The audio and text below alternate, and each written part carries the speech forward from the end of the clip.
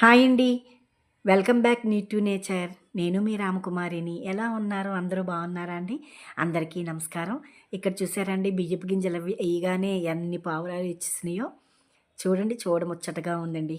అవి తింటుంటే మన ఆకలి తీరినట్టుగా అనిపిస్తుందండి. వాటి ఆకలి కూడా చూడాలి కదండీ మనం. ఈ భూమి మీద మనం ఒక్కళ్ళమే కాదు కదండీ. పక్షులు, మొక్కలు, జంతువులు అన్నీ బతకాలండి.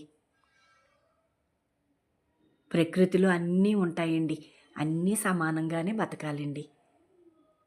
మనకున్న దాంట్లో ఏదో మనం కొద్దిగా ఇలాంటి నోరులేని జీవాలకి పెట్టుకుంటే మనకి పుణ్యమే, మనకి ఆనందం కలుగుతుందండి. ఎంత ఆకలిగా ఉన్నాయో చూసారు, చక్కగా తింటున్నాయండి. ఇలా రోజుకే వేస్తూ ఉంటుంటే పావురాయలు వచ్చి తింటూ ఉంటాయండి. నేను కూడా అక్కడ చిలకలకి కొన్ని బియ్యపు గింజలు వేస్తూ ఉంటాను. ఈసారి నేను వడ్లుది కట్టించాలండి. కుచ్చులు కట్టించి పెడతానండి. నాకు ఇలాంటియన్నీ చూస్తుంటే చాలా హ్యాపీగా ఉంటదండి. నాకు ఈ మొక్కలన్నా, పక్షులన్నా, జంతువులన్నా చాలా ఇష్టమండి నాకు. మేబీ అందరికీ ఇష్టం ఉండొచ్చండి. కానీ నా ఇష్టాన్ని మీతో ఇలా తెలియపరుచుకుంటున్నానండి. చూస్తున్నారా? 1, 2 కాదండి, చాలా వస్తాయండి.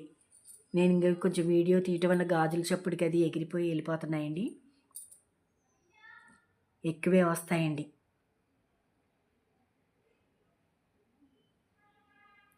మనం వాటి ఆకలి తీర్చుతున్నామని అంటే చాలా హ్యాపీగా ఉంటుందండి. మనందరం మొక్కలు పెంచుకుందామండి. ఇలాగ పక్షులకి, జంతువులకి మనకున్న దాంట్లో పెడదామండి. ఇదేనండి ఇవాల్టి వీడియో. నా ఛానల్ని టు నేచర్ సబ్స్క్రైబ్ చేసుకోండి. లైక్ ఇవ్వండి, షేర్ చేయండి. మరొక మంచి వీడియోతో కలుద్దామండి. ఉంటానండి.